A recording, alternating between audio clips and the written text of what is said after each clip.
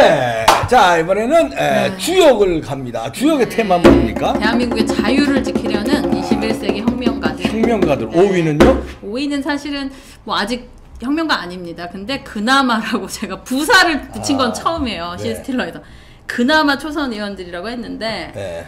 아이고 국민의힘이 그동안 뭘 위해 싸웠습니까? 아무것도 안 하다가 지금 초선 의원들이 그나마 저기 청와대 앞에 1인 시위를 지금 하고 있어요. 그나마 잘 하고 있습니다. 왜냐면 아무것도 안 해왔기 때문에 기대가 없지만 그렇다고 뭐 영원히 아무것도 안 할 수는 없으니까. 초선답지 않은 초선 같아 이번 사람. 다 그렇게 캐스팅했으니까요. 그래 캐스팅을 그렇게. 착한 사람들, 정치 잘 모르는 사람들 와서 하라는 거. 그거 해야 돼요? 네 알겠습니다. 이런 사람들. 요번에 뭐 예전에 지금 이 사진 좀 보여주시면 예전으로 치면 그 무슨 우리나라 부정선거 있는데 블랙 무슨 미국에 누구 추모하는 거에 이 여성 초선 의원들이 막 무릎 꿇고 하지 않았었습니까? 초선 의원들이요? 네. 여기는 김웅 의원이고 요 사진에는 초선 의원들 얼굴이 안 나왔는데 네. 이제 그만큼 초선 의원들이 들러리예요. 그러니까 주목을 받는 사람이 없습니다. 정치인들이 원래 초선 의원 되면 소신 있는 발언하고 이때도 얼마나 소신 있는 발언할 수 있잖아요. 그래서 어쨌든 이제 청와대까지는 뭐 문재인 왜 침묵하십니까? 뭐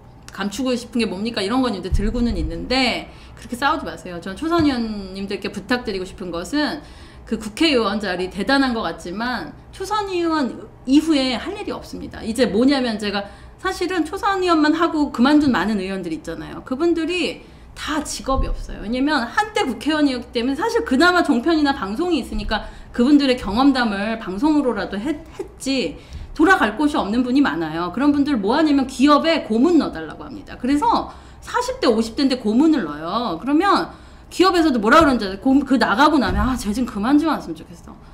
전직 국회의원 뭐 왜 와가지고 자꾸 피곤하게 만들어. 이렇게 하는 것이 국회의원입니다.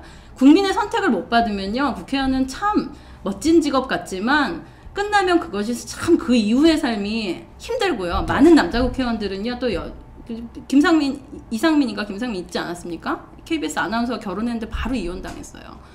본인이 아직 그때 이혼하기 직전까지도 대통령이 될 거라고 그랬대요 와이프한테. 그러니까 과한 꿈과 결국 생활비를 못 갖고 오는데 어떡합니까? 그냥 지금은 뭐 이롬 라이프 잘 살고 있는 것 같아요. 먹고 살고. 근데 어쨌든 전 초선 의원들한테 왜 이 이야기를 드리냐면요. 지금 그 본인들이 누리고 있는 혜택과 국회의원이라는 배지 영원히 갈 것 같죠? 국민들이 지금 지지하지 않으면요. 그 다음 선거에서 그냥 끝입니다. 그러니까 그냥 싸울 수 있는 곳에서 할 수 있는 걸 하고 싸우세요. 그래야 뜨는데. 네. 지도 뜨는. 법을 만들고. 나라도 막 위한. 그래서 얼굴도 못 보여드리고. 얼른가 초선 같지 않은 초선을 지나갑시다. 기억이 안 나요 이름도. 4위는요? 네. 박근혜 대통령과 서울대 경희대 학생들이 이번에 아주 제대로 표현을 해서 여기를 먼저 하고 그다음 박근혜 대통령 얘기를 좀 할게요. 제가 서울대 경희대 대학생들이 용기를 내줘서 너무 고맙고 저는 좀 스토리를 말씀드리면 탄핵 그때 촛불 집회 있을 때 제가 그 한국과학영재학교 상담선생님이었잖아요. 제 제자들이 서울대 연고대거든요. 걔네들 서울대를 제가 150명 제자 중에 서울대 31명이 갔고요. 연고대 가고 전교에서 꼴찌가 성균관대 1명을 가요. 그리고 카이스트가 거의 110명이 갑니다. 그러니까 대한민국의 모든 수재라는 아이들은 그 연도에 갔는데 제가 예뻐하던 제 멤버가 있어요. 저 완전 우리 광팬인. 근데 걔네들이 제가 이제 스테이크를 사줬어요. 선릉역에서 그 촛불 집회 선생님 우리 촛불 집회 나가요. 그래서 선생님 제가 보신 거 아니까 그래도 선생님 보러 갈게요. 그리고 와서 이제 그날 와인 마시면서 걔네들 4명이 왔습니다. 서울대 1명, 연대 1명, 고대 1명, 한 명은 과학기술 카이스트 1명, 4명이 왔어요. 얘네들과 그때 촛불 전국일 때예요. 그때 얘기를 했어요. 선생님, 저는 선생님은 지지하는데 근데 이번에 박근혜 대통령이 잘못 많이 한 것 같아요. 그래서 제가 학교별로 물어봤어요. 얘네 학생회장이고 거의 학생회거든요. 그래서 물어봤어요. 어떻냐 상황이. 그랬더니 거의 돌았었어요. 대학생들 지금 분노하고 있고 최서원 딸 문제 때문에 다 가짜 그렇게 했던 애들입니다. 근데 얘네들이 그 진보도 아니고 보수도 아니었던 애들이에요. 근데 거의 대다수가 그렇게 얘네가 그럴 정도면 진짜 이거 큰일 났네. 저는 그랬거든요. 그래서 선생님 밝혀주세요. 잘못됐다면. 그랬는데 그 아이들이 저도 다시 전화가 오거든요. 한 몇 달 전부터 전화 왔는데 선생님 저희가 속았어요. 그렇지. 네, 속았고 왜 이렇게 속았지? 그러니까 언론을 그냥 믿은 거예요. 언론을 그러니까. 믿고 촛불 집회 이렇게 많은 사람들이 나왔으니까 내가 생각하는 게 옳겠지 했는데 조국 때부터 일단은 이상하구나는 감지는 했고 그 이후에 조국과 이제 조국 딸하고 비교를 해보니까 말이라도 탔잖아요. 열심히 했단 말이에요. 뭘 해도 자기를 했고 얘는 그냥 아빠 바람에 그 치맛바람에 바짓바람에 얹어서 임명장 이렇게 해주고 그거에 이제 많은 아이들이 다 돌아왔고요. 그래서 이제 경희대까지 박사님도 방송 해주셨지만 문 대통령 이성윤 공무원 경희대에서 비판이 나오고 이제 수치스럽다. 근데 수치스럽다. 왜 한양대도 안 나오냐 그랬는데 한양대 법학과 변호사 젊은 변호사가 있어요. 제 모임에 있는데 30대인데 한양대에서 우글우글 난리래요. 한양대가 우글우글 난리인데 걔네 한양대는 대학생이 난리가 아니라 이미 졸업한 30대, 40대가 대학생이 난리 쳐야지. 아니 대학생들도 있는데 왜냐면 이 졸업한 사람들이 이미 이들의 이 법원을 어떻게 장악해가는지 다 알기 때문에 추미애 지금 말고요. 그 초반에도 이미 변호사들 법조계에서는요. 그러니까 그 한양대 법학과에서 추미애 그냥 명단에서 빼자는 얘기까지 나온대요. 어떻게 공식적으로 그렇게까지 젊은 그 변호사들 또 그렇게 창피하게 여기고 또 임종석 어쩌다 한양대가 이렇게까지 됐냐 이런 비토가 있었고요. 추미애에 대해서는 아예 언급도 하고 싶지 않다 이런 제자들이 많습니다. 후배들이 많고 또 성균관대에 누가 있냐면 진선미, 유은혜 그렇지. 다 성대예요. 그래서 성대 저도 이제 김갑수. 네, 김갑수.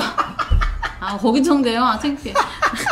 왜 그러시는 거예요, 그분은? 그러니까 성대가 많이 얼마나 삼성의 정신이 생겨가지고 어느 순간부터 그 성대가 발전을 하고 전 세계에 상위권이 되고 여러 가지 좋은 걸 다 알고 있습니다. 근데 어느 순간부터 좌파 교수들이 그냥 침투했어요.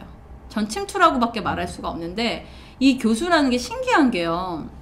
그나마 교수 세계가 덜 그러는 것 같지만 항상 연구비를 받습니다. 그렇지. 그건 국가에서 받기 때문에요. 예를 들면 문재인 정권과 친하지 않으면요, 이 지원 받기가 상당히 어려워요. 왜냐면 선택이 안 되면. 그러면 이게 뭡니까? 예전에 그렇게 문학의 블랙리스트라고 했던 것. 지금 저는 교수 세계 교수들한테 직접적으로 물어보거나 퇴임한 교수들만요 소신 발언하면요 그 연구비 문제 다시 나올 겁니다. 문재인 정권 어떤 쪽으로 밀어줬는지. 그리고 연구가 무서운 게요. 제가 전에 정치 커뮤니케이션 학회라고 있거든요.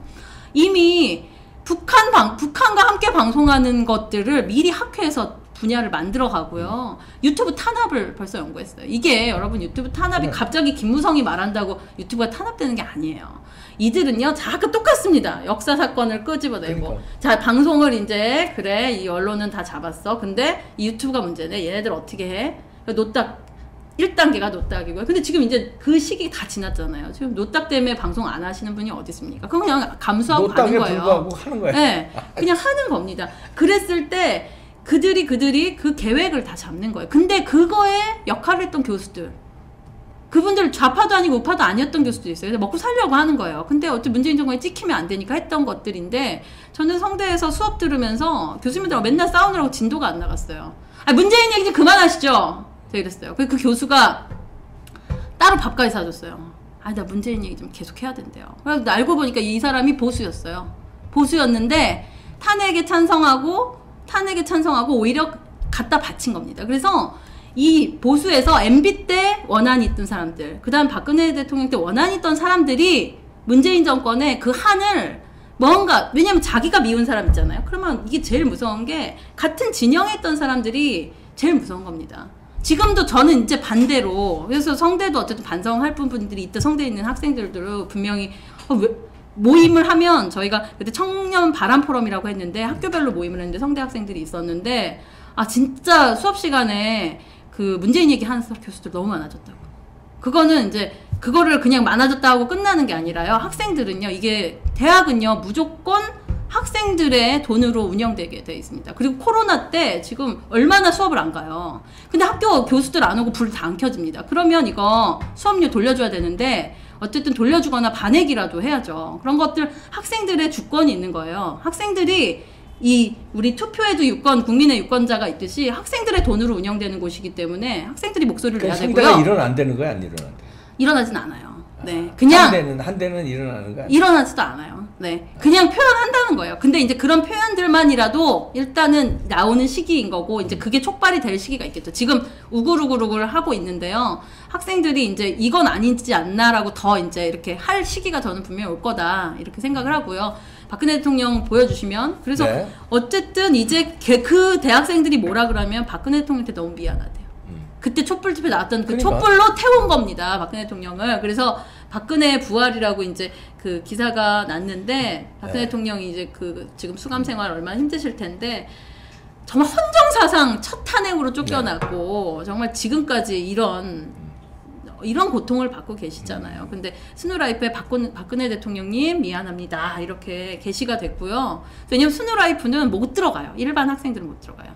반드시 서울대생들만 들어갈 수 있어요. 그러니까 각자의 인트라넷이 있거든요. 거기가 핵심 커뮤니티입니다. 그렇죠. 근데 거기서 이렇게 공개적으로 나온다는 거는 우리 소관내뿐만이 아니라 서울대가 제일 앞장서서 나오는 게 저는 이제 되게 중요한 포인트라고 생각해요. 왜냐면 서울대생들은 이제 약간 보신도 있고 자기 찍히고 싶지 않아서 왜냐면 항상 서울대를 간다는 건요. 여러분 공부를 그냥 잘했네가 아니에요. 저는 영재학교 중에 서울대 가는 애와 아무리 공부를 잘하고 영재여도 서울대를 못 가는 애 둘로 나뉩니다. 이거는 뭐냐면요. 서울대는 반영 비율이 이제 수능 12월 3일 내일 모레가 수능인데 서울대는 반영 비율이 33.3, 33.3, 33.3이에요. 1학년, 2학년, 3학년 성적이 모두 1등이어야 돼요.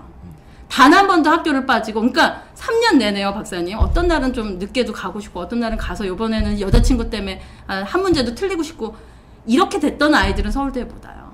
단 한 문제도 안 틀리거나 단 5문제를 넘어가지 않았던 아이들 3년 내내. 그러니까요 이 아이들은요 서울대생 간 아이들은 두 가지인데요. 제가 간 제자들을 분석해보면 그 패턴이 있어요. 모든 자기 삶의 패턴이 공부예요. 그리고 그 시간에 예를 들면 11시엔 수학 공부하는 아이면요. 다른 거 시험이 지금 11시에요. 그러면 수학 공부 하다가 음악 시험을 봅니다. 그러니까 뭐냐면 얘네들은 그냥 기본 보통 우리는 음악 시험이 알아서 음악 공부 영어 시험이 영어 공부해야지 해가지고 때우고 그 시기에 어떤 나의 최상의 뭘 만들어서 뭔가를 결과를 내고 하잖아요. 근데 얘네들은 그 지식의 정도가 쌓여져 있기 때문에 그 패턴이 그냥 갑자기 열심히 하고 갑자기 열심히 안 하고 이런 게 없어요. 그럼에도 불구하고 그런 아이들이 박근혜 대통령님 미안하다는 말이 나왔다는 거는요. 이제 정말 이게 터져 나온 거예요. 그리고 우리가 왜 이렇게 잘못 알았지? 그리고 세상에 대해서 어쨌든 이런 공부는 했는데 세상 공부에 대해서는 생각보다 모르는 아이들이 많은데 그걸 통해서 이제 박근혜 대통령님이 소환됐다는 건 저는 어디까지 생각이 되냐면 왜냐면 결국은 여론입니다. 재판도요. 지금 판사들도 결국 여론을 볼 수밖에 없고요. 이 대통령 제일 무서운 거는 박근혜 대통령 이제 이후에 형이 나올 시기에 대학생들이 좀 일어나 주십시오. 이렇게 느끼지만 말고 미안한 거는요. 미안함을 표현해야 돼요. 미안함을 그냥 이걸로 쓰는 게 아니라 재판에 나오고 그때 어떤 집회들이 열리고 각자의 소신들이 곳곳에서 나오면 저는 석방될 수 있다는 생각을 갖고 있거든요. 이제 박근혜 대통령 석방은 저 좌파가 할 거예요. 저는 할 거라고 봅니다. 왜냐면 이제는 그 본인들이 꺼낸 사건 지금 쓸 수 있는 거 다 썼어요. 뭐 제주 4.3 사건까지 썼고 5.18도 전두환 대통령으로 벌써 다 써버렸습니다. 본인들이 이제 다 쓴 거예요. 모든 그들이 역사 사건을 다 끄집어내서 이제 박근혜 대통령을 저들은 어쨌든 내보내야 되는 때인데 저희는 무슨 생각이 드냐면 이게 우파가 이제 박근혜 대통령으로 분열돼서는 안 돼요. 그리고 그 김종인, 주호영 우리가 대신해서 박근혜 사과한다 그딴 소리 하지 말고 박근혜 대통령한테 사과하십시오. 그날 다 와서 박근혜 대통령한테 사과하십시오. 네. 국가의 한 나라의 대통령이었던 사람을 마녀사냥 삼아서 이 광풍을 불고 이 난리를 치는데 우리가 입이나 다물고 있든가 그러지도 않았고 그거에 촉발을 시키고 각자 역할을 한 사람들이 한 나라의 대통령이 이렇게 보낸 것에 대해서 사과를 했으면 좋겠습니다.